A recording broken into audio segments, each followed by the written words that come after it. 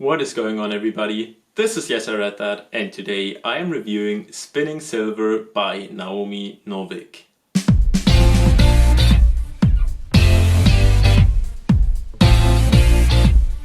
I really couldn't put this one down. It's an amazing book. It is a fantasy retelling of the fairy tale Rumpelstiltskin, or how we call it in Germany, rumpelstiltskin. And it's really a good book because it's a retelling of the fairy tale, but it is very loose and has a lot of new elements. The whole plot and the characters are all new, but some elements are still there, like turning silver to gold. The overall vibe of this book is very good. It reminded me a lot of the Winter Night series by Catherine Arden, and it's the same setting in rural Russia or an eastern country where there's a lot of snow and tough winters. And funnily enough, the sentence here on the back is actually by Catherine Arden, and she praises the book actually and says she couldn't put it down either. And I really agree, it's a great book. For this review, I will give a quick recap of the story and some of the themes in the book, and then tell you my likes and dislikes and give you my score for the book. And after I gave my score for the book, I will talk spoilers a bit because there is some stuff I want to discuss just for the people that already read the book. The story is set in a cold wintry place in a magical world that is just like ours. As I said, it is a very rural story. It centers around one village at first, and then a bit later it also covers the next town over. It started out like a normal, usual place, and then as the story progressed, there were more and more hints towards the supernatural things, and they started to appear suddenly, and so the supernatural meter just kept rising until the very end.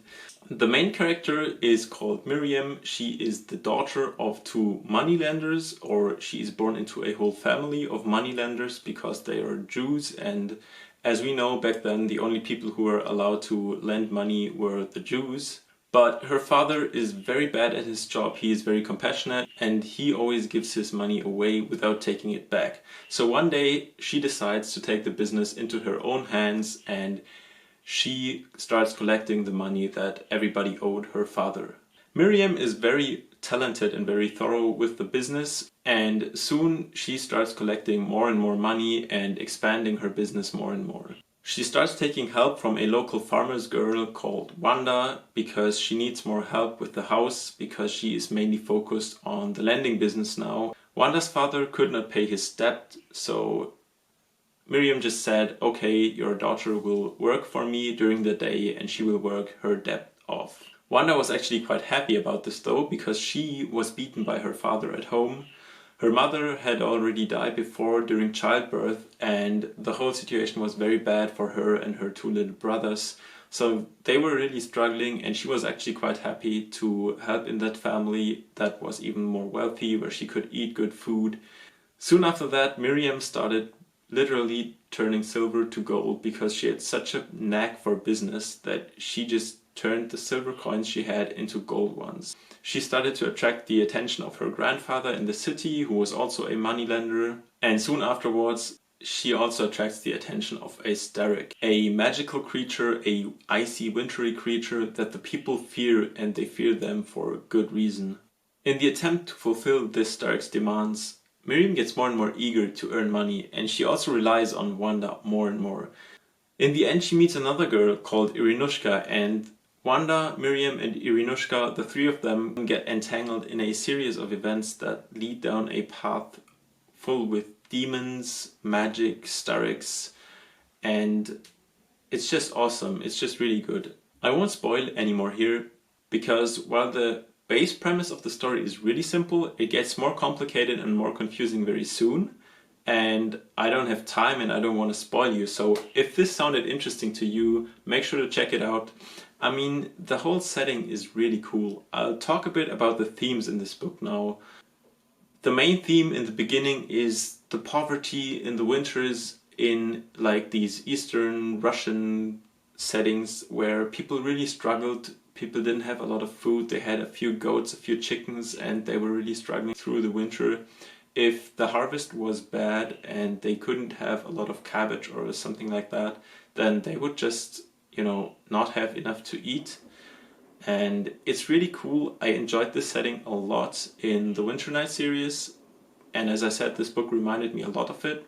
But there are also a lot more cool themes here. For example, the number 3 is a big theme in this book. It's something that's kind of like a fairy tale thing. You know, you have 3 wishes, you can ask 3 questions, you denied me 3 times, and in this book it's really everywhere. I loved it. I think it gives the book a real fairy tale vibe and touch, and I really enjoyed that part. And the last theme that I really noticed and that I thought was really interesting is that Miriam, of course, is a Jew, and as she started making more and more money, you could kind of see the villagers turn more hostile towards her and get more and more aggressive, to the point where she was even attacked one day because of her money. And I think that's really interesting, because that's literally how it was back in the day, when the Jews were the only people who could handle the money. Yeah, it's just a really interesting showcase of what happened back then, in my opinion. So that's the base premise of the story. I won't talk too much about the characters here, but Miriam, Wanda and Irinushka are really good characters. I enjoyed a lot how they were written, and the writing style was really good too. I'll talk a bit more about this now and give you my likes and dislikes for the book. So first of all, what I liked was the beautiful writing and storytelling that Naomi Novik showed once again. Now, I haven't read Uprooted, which is also supposed to be very good, but I have read the entire Devourer series and I loved it. In this book, the storytelling is top-notch once again. I really enjoyed the writing. It is written from the first person and it's written from multiple points of views. So sometimes older characters, sometimes younger ones, and the passages from the kids, they're just written so well. I really liked it a lot. The next thing I like is that there are some really unique and mythical creatures in this book, and they're also written really cool. It really had this fairy tale vibe for me. I enjoyed that aspect a lot. The next thing I enjoyed was the overall story. It was very gripping, and in my opinion it didn't feel too long or too short. I really went through the book pretty fast, I have to say. I read it in a couple days now, and I really enjoyed it. I think it was very gripping, and I really loved the ending of the characters. But with that being said, I have one single dislike about the book, and that is, in the end of the book, it kind of felt like a we have to save the world kind of trope, and honestly I don't really enjoy that. I don't even think the book needed that, so yeah, but it wasn't really major. It was pretty short, and the book overall is still very good. So my overall score for the book is a 9 out of 10. I think this book was pretty much perfect, except for that little thing at the end, and maybe sometimes the writing was a bit too childish or too forced to be like childish, although I really enjoyed it. I could see how some people don't enjoy that. So yeah, beautiful writing, great characters and a great story. I would highly recommend this book to you. If you've read the book already, I'm gonna talk a bit about spoilers now, so make sure you turn off the video now if you don't want to hear spoilers, and I'll start now. Alright, let's get into the spoilery stuff. First of all, let's talk about the fire demon, the Devourer. I really enjoyed how he was written, like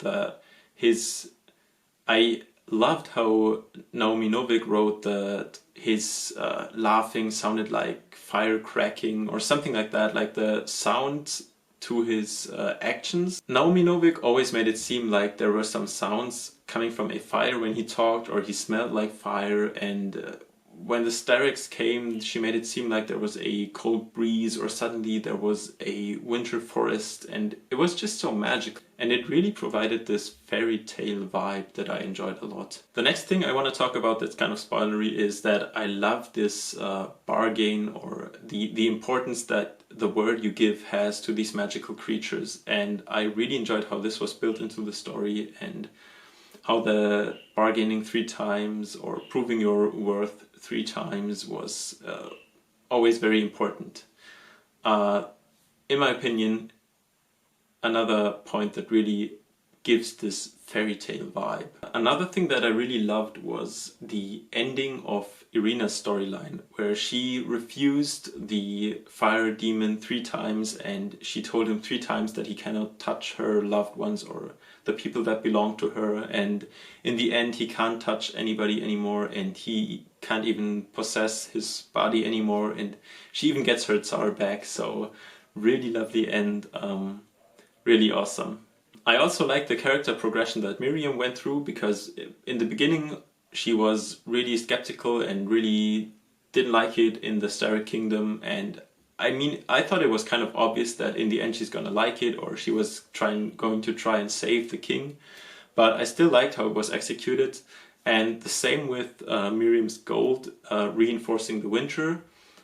I was sure pretty early on that the gold was causing the winter, but I still really enjoyed how it was executed in the book and how it was revealed in the end with, you know, her turning these storerooms of silver into gold and basically the whole kingdom freezing over. I thought, like, it just, imagining that is really cool in my opinion. So yeah, this book really gave my imagination like a push and I loved it. So yeah, this concludes my review of the book. Let me know what you thought about it in the comments below. If you liked it, make sure to drop a like and maybe sub to this channel, and I'll see you in the next video. Till then, bye!